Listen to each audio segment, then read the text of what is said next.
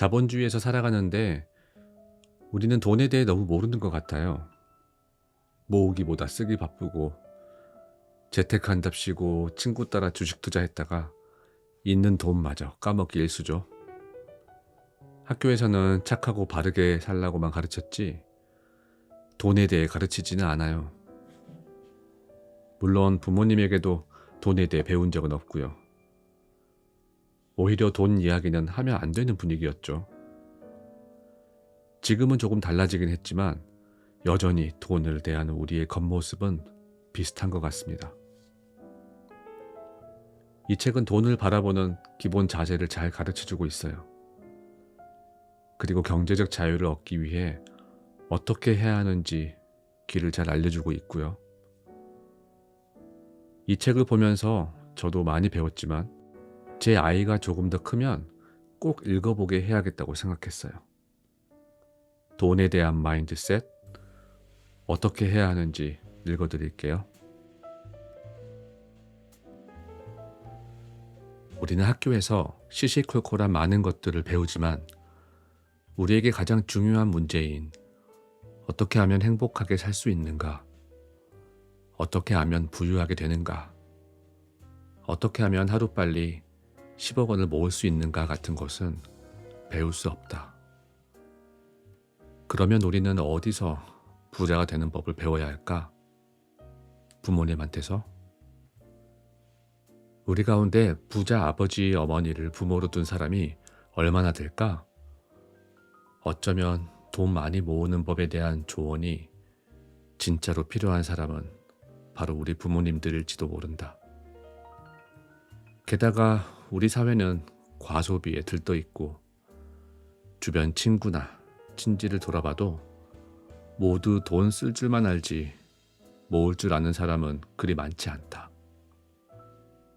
그렇게 해서 많은 사람들이 행복하고 부유하게 살 권리를 포기한 채 힘겨운 인생을 살아간다.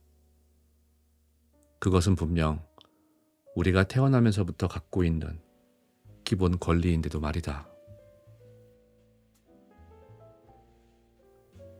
낙관주의는 얼토당토 않게 자주 자신감과 혼동된다. 낙관주의가 사람들로 하여금 모든 일의 긍정적인 면을 보도록 하는 반면 자신감은 그 어두운 면까지도 감당할 수 있다는 확신을 준다. 삶은 아름답고 밝은 음뿐만 아니라 어둡고 난해한 음도 섞여 있는 심포니이다. 하지만 자신감을 지닌 사람은 어려운 상황을 겁낼 필요가 없다. 또한 자신감이 있는 사람은 과거 경험을 토대로 나는 문제 없어 라고 스스로 말할 수 있는 사람이다. 자신감이 있는 사람은 자신이 모든 어려움을 극복할 수 있으리란 사실을 알기 때문에 어떤 일에도 주저하지 않는다. 벌써 여러 차례 이런 사실을 몸소 입증한 바 있기 때문이다. 한 사람의 재정 상태는 그의 자신감 형성에 아주 결정적인 작용을 한다. 자고로 돈이란 근거 없는 낙관주의를 용납치 않는다.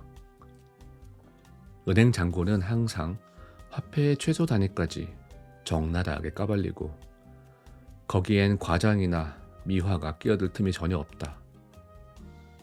어떤 상황에도 오그라들지 않을 당당한 자신감을 쌓고 싶으면 먼저 자신의 돈 문제를 잘 조절할 수 있어야 한다.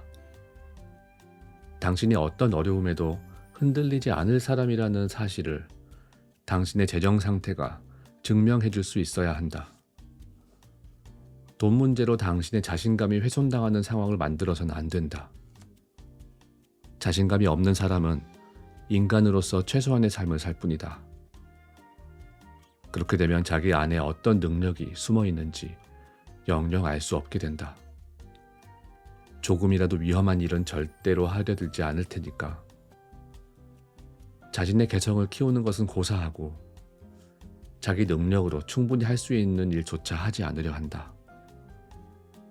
그러는 사이 자신의 진짜 잠재력은 영원히 사장되어 버린다. 자신감이 없는 사람은 아무것도 하지 못하고 아무것도 갖지 못하며 결국 아무것도 아닌 사람이 되고 만다. 이 모든 것이 낙관주의와는 다르다. 은행 통장을 보는 것만으로도 돈이 당신의 삶을 견고하게 떠받치고 있다는 사실을 확인할 수 있어야 한다. 그리고 자신의 재정 상태를 한번 되짚어 보는 것만으로 내 능력이 아깝게 썩고 있는 것은 아닐까 하는 불안감을 단숨에 날려버릴 수 있어야 한다. 생각부터 바꾸는 것이 돈 벌기의 첫걸음이다. 자신이 좀 더 나은 일을 해야 한다고 생각하는가? 이게 전부는 아니라고 생각하는가? 지금보다 더 많이 벌어야 정상이라고 생각하는가? 부자가 되는 것은 단지 시간 문제일 뿐이라고 믿는가?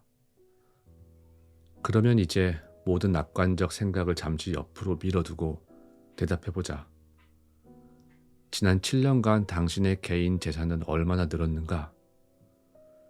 지난 7년간 자신의 재산이 얼마나 늘었는지 또는 얼마나 줄었는지 정확한 액수를 적어보라. 정확한 액수를 적고 난 지금 갑자기 살 기운이 없어진 분들도 있겠지만 어쨌거나 이것은 당신에게 아주 의미심장한 금액이다. 당신이 계속 지금처럼 산다면 7년 후에도 당신은 비슷한 액수를 또다시 적어 넣게 될 것이다. 그리고 해가 갈수록 그것은 점점 확고한 경향으로 굳어질 것이다. 그러므로 어떻게든 다른 결과를 얻고 싶다면 당연히 무언가를 해야 한다. 당신은 새로운 길을 가야만 하며 생각부터 바꾸는 것이 그 첫걸음이다. 당신의 생각하는 방식이 현재 당신을 만들었다. 같은 방식으로 생각하는 한 당신은 당신이 가고자 하는 곳에 절대 다다를 수 없다. 정말 솔직히 돈에 대해 어떻게 생각하는가? 사람들은 끊임없이 자신과 대화하며 살아간다. 만약 당신 무의식 가운데 돈은 나쁜 것이라는 생각이 있다면 당신이 부자가 되기는 애초에 틀린 일이다. 자, 당신의 솔직한 생각은 어떤가? 나는 우리 인생에 대략 5 영역이 있다고 생각한다. 건강, 돈, 인간관계, 감정, 그리고 인생의 의미, 이렇게 5가지다. 이 5가지는 모두 똑같이 중요하다. 건강이 없으면 다른 모든 것은 아무 소용이 없다.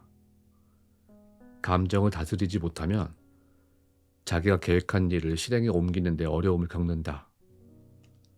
좋은 인간관계는 수프에 치는 소금과 같다. 인생의 의미는 자신이 정말 좋아하고 자신의 능력에도 맞고 또 그러면서 다른 사람에게도 도움이 되는 일을 할 때 생겨난다. 그리고 돈은 이 모든 것을 하는데 필요하다. 단지 돈 때문에 스스로 원하지도 않는 일을 해야 하는 상황을 만들지 말라. 경제적 자유란 그래서 필요한 것이다. 인생의 5 영역 하나하나는 우리 5 손가락을 비유할 수 있다. 예를 들어 돈이 당신의 가운데 손가락이라고 해보자. 그리고 누군가 그 손가락을 망치로 세게 내리쳤다. 이때 당신은 괜찮아, 손가락 하나 다친 건데 뭐 아직 손가락이 4개나 있잖아 라고 태연히 말하겠는가? 아니면 온 신경을 아픈 손가락 하나에 쏟겠는가? 인생의 5 영역이 서로 조화를 이루는 것이 중요하다. 그러기 위해선 당신은 이 5 영역을 모두 잘 관리해야 한다. 돈 문제를 갖고 있는 사람은 결국 5 영역을 균형 있게 관리하지 못하는 것이다.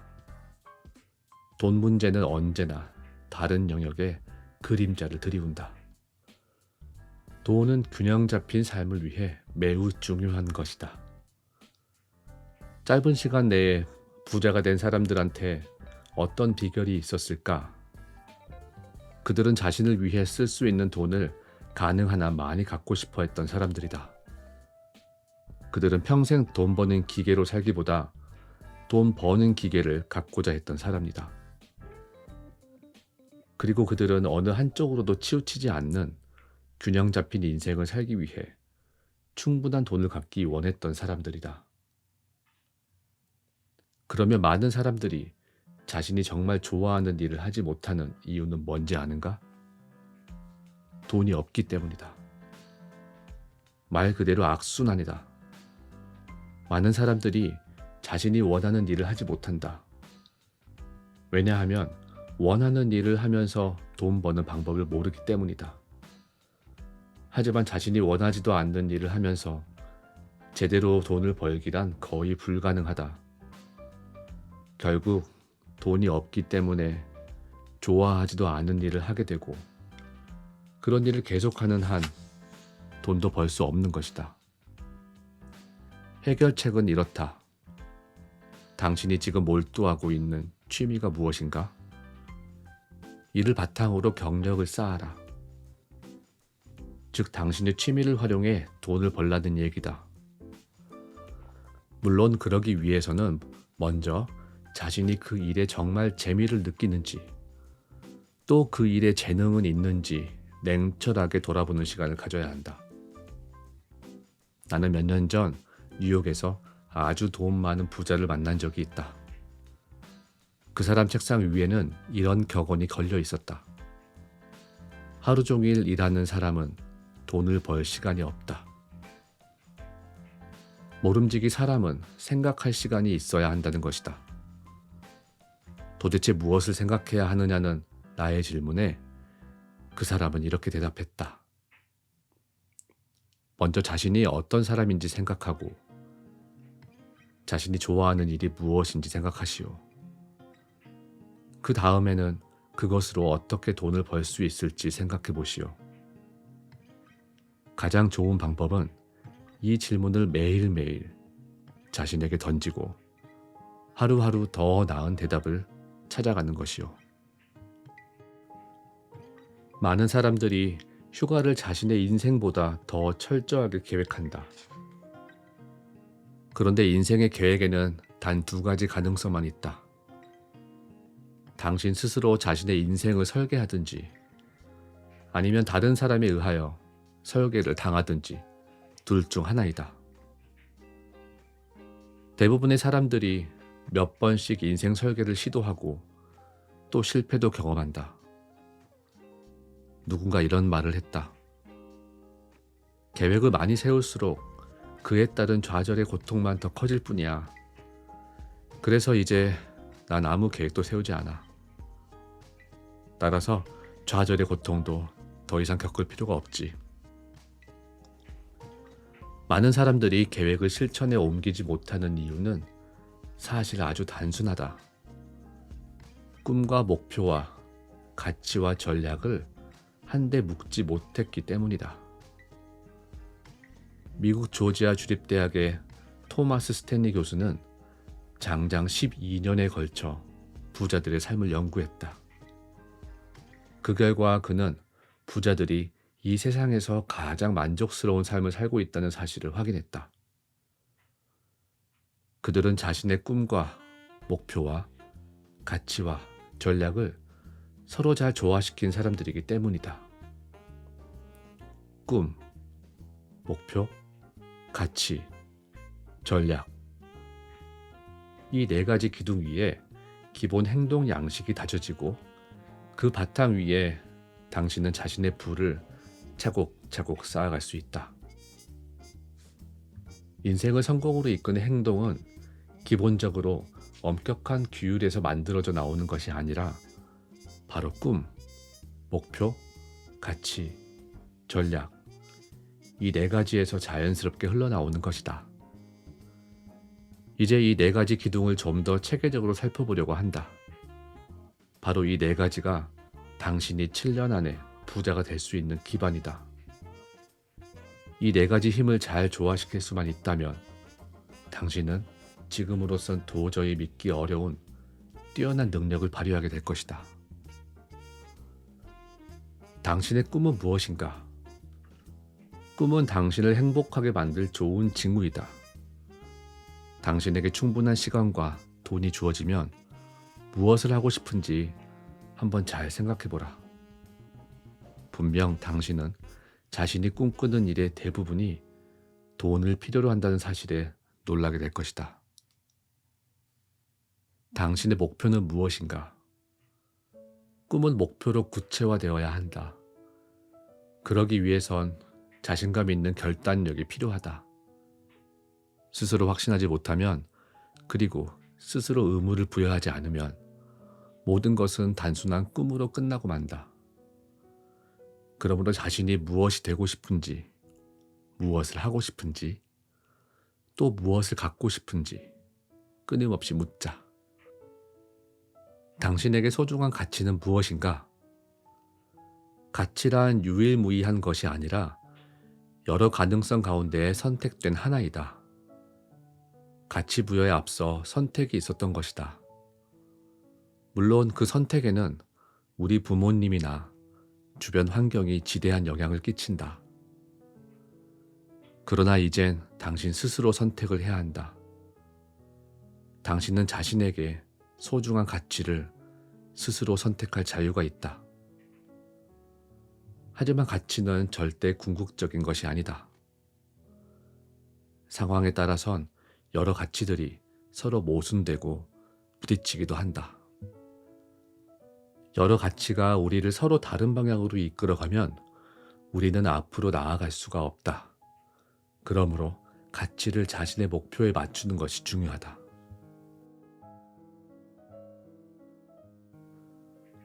스스로 책임지는 사람만 부자가 된다. 모든 책임은 항상 나 자신에게 있다는 사실을 제대로 인식하지 못하면 재산을 모으는 것은 불가능하다. 책임은 국가에, 주변 여건에, 배우자에, 교육에, 건강에, 그리고 경제적인 상황에 있지 않고 바로 나 자신에게 있다. 이 대목에서 당신은 이렇게 항변하고 싶을 것이다. 아니 그럼 원치 않는 질병, 자신의 힘으로 어쩔 수 없는 재앙은 무엇이란 말인가? 또 내가 사기를 당해도, 내 잘못이 없는 사고를 당해도 다 내 책임이란 말인가? 그럴 때도 책임은 항상 나한테 있다는 건가? 그럼 이런 경우는 어떠한가? 마늘 하늘의 날벼락이라고 얌전하게 잘 주차해 놓은 차를 누가 와서 왕창 긁었다고 하자. 이것도 당신 책임인가? 다른 사람이 저지른 행동에 대한 책임이 당신에게 있는 것은 아니다. 하지만 그에 따른 대응에 대해선 책임이 있다. 도대체 운전을 어떻게 하는 거냐? 멀쩡한 차를 이렇게 해놓으면 어떻게 하느냐? 길길이 뛰며 화를 낼 수도 있고, 그렇지 않아도 조금 찌그러졌던 부분인데 이제 보험 처리하면 되겠다는 계산을 순식간에 하면서 속으로 쾌재를 부를 수도 있을 것이다. 경우에 따라선 오히려 돈을 버는 수도 있다. 그러므로 모든 사건에 대한 책임이 당신에게 있는 것은 아니지만 그 사건을 어떻게 해석하고 대응하느냐에 대해선 항상 책임이 있다. 물론 우리를 육체적, 경제적으로 힘들게 하고 우리에게 근심을 가져다 주는 것들이 있다. 하지만 정작 문제가 되는 건 우리에게 무슨 일이 일어났느냐가 아니라 우리가 그것을 어떻게 대응하느냐이다. 우리는 무슨 일이 어떤 식으로 닥치든 결국 우리 안에 들어있는 것을 내보이는 수밖에 없다. 모든 일의 책임이 당신에게 있는 것은 아니다. 그러나 그 일을 해석하고 거기에 대응하는 것에 대한 책임은 항상 당신에게 있다. 누군가에게 책임을 미루는 것은 그에게 권한을 넘기는 것이다. 어제 내린 결정이 오늘을 만들고 오늘 내린 결정이 미래를 만든다. 바람은 훗날의 삶을 위한 선구자이다. 우리는 자신이 바라는 것을 결정한다. 그럼으로써 우리는 훗날 자신이 갖게 될 것을 결정하는 것이다. 자신의 관리 영역을 넓히는 데에는 4가지 길이 있다. 첫 번째, 안전지대를 떠나라. 두 번째, 문제를 성장의 기회로 삼아라. 그리고 자신에게 이렇게 물어라. 이런 문제가 더 이상 생기지 않도록 하려면 어떤 상황을 만들어야 하나? 세 번째, 질문을 제대로 던져라. 네 번째, 자신의 개인적 세계를 넓혀라. 그러면 자연히 관리 영역도 함께 넓혀진다. 나이가 들면 당신은 오직 한 가지만을 후회하게 될 것이다. 그것은 당신이 하지 않는 일들이다. 책임지지 않는 삶을 사는 것은 자기 자신을 무력한 희생자로 격화시킨다는 의미이다. 그것은 남이 다 짜놓은 각본에 따라 사는 것에 지나지 않는다.